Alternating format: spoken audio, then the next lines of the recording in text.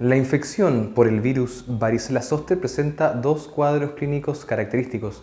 En la infancia en general se presenta como la varicela y en la adultez ya se presenta como el herpes zóster. La primoinfección resulta en este famoso rash vesicular difuso y la resolución clínica de esta enfermedad es seguida por el establecimiento de una infección de tipo latente que permanece en los ganglios de la raíz dorsal sensitivos. La reactivación de este virus neurotrópico conduce al herpes zóster que revisaremos a continuación.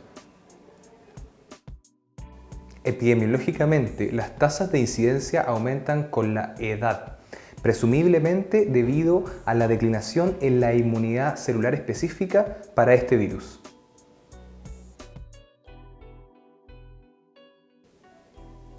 Dentro de los factores de riesgo para el herpes zóster se ha visto que la edad es uno de los factores fundamentales. La incidencia aumenta 10 veces cuando se comparan niños menores de 10 años con personas entre 80 y 89 años. Un aumento dramático ocurre después de los 50. El trauma físico parece también ser otro de los factores de riesgo, particularmente a nivel craneal.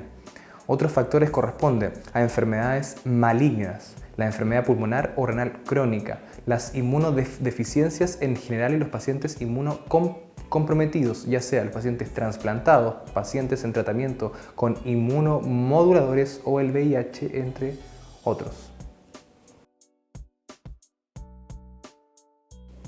Pacientes que presentan un cuadro de herpes zóster pueden transmitir esta infección a aquellos pacientes que no han tenido contacto con el virus y que tampoco han recibido alguna vacuna para su prevención. Además, el virus se disemina típicamente a través del contacto físico de las lesiones activas del herpes. Estas son consideradas infecciosas hasta que se secan y se vuelven costras.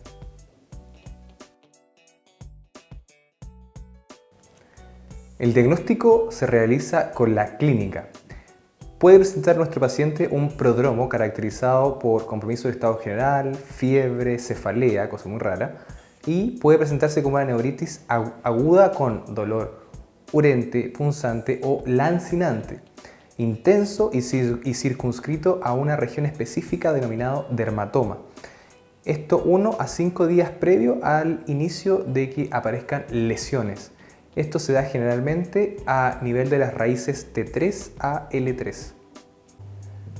Al examen físico, las manifestaciones cutáneas son máculas y pápulas de base eritematosa que evolucionan progresivamente hacia lesiones de tipo vesiculosas. Al tercer o cuarto día, estas pueden tornarse purulentas, lo que conocemos como la sobreinfección, con distribución a lo largo de un dermatoma de forma característica. Puede ser incluso hasta 2 o 3 niveles donde podamos encontrar esta lesión, sin cruzar siempre la línea media. Las lesiones duran aproximadamente entre 7 a 10 días. En pacientes con recurrencia, las lesiones pueden tener una ubicación de tipo inusual, lo que hace que nuestro diagnóstico sea un poco más difícil. El herpes oftálmico se produce por la afectación de la rama oftálmica del nervio trigémino, que tiene riesgo de dejar secuelas oculares, como por ejemplo las úlceras corneales. El cuadro característico en general no requiere estudios de laboratorio. Considerar siempre que puede existir cuadros atípicos en pacientes inmunocomprometidos o ante la sospecha de la enfermedad diseminada.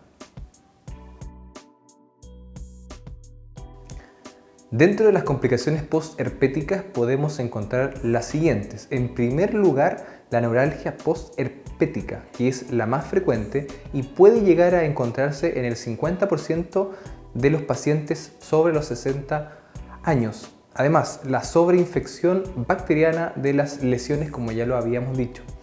Las complicaciones oculares, incluyendo la uveitis y la queratitis. La neuropatía motora, meningitis ya de forma menos frecuente y el herpes zóster ótico o el síndrome conocido como Ramsay-Hunt.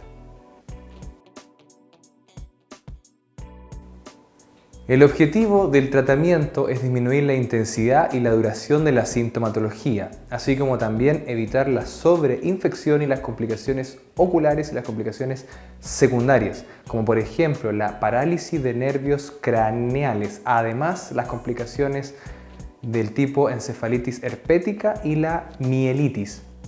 Y también es fundamental prevenir el contagio a terceras personas.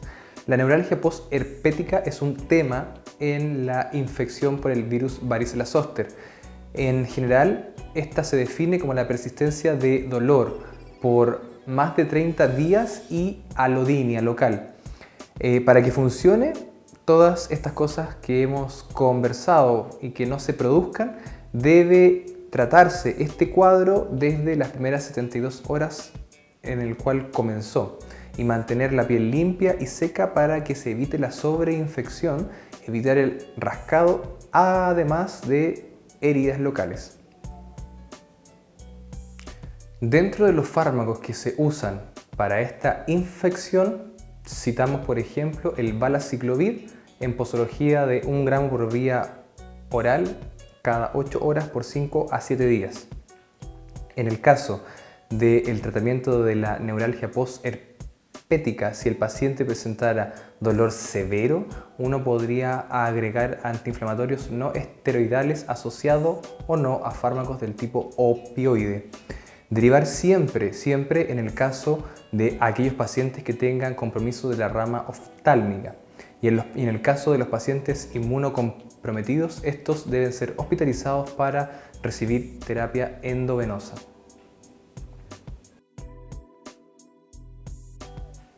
En el seguimiento de nuestros pacientes se hace imprescindible que vuelvan a consultar en el caso de que la sintomatología persista más allá de una semana desde que se inicia nuestro manejo.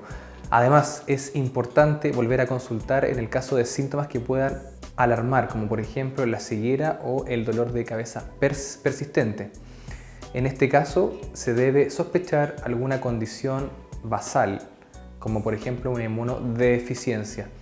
Además, la vacuna para el herpes se hace imprescindible en aquellos pacientes mayores de 50 años que hayan tenido o no el herpes zóster. Finalmente, se encuentra contraindicada formalmente en aquellas pacientes que están embarazadas, en aquellos pacientes que presentan alguna inmunodeficiencia, en aquellos pacientes que se encuentran usando corticoides y finalmente en aquellos pacientes VIH que presenten un recuento de CD4 menor a 200 células.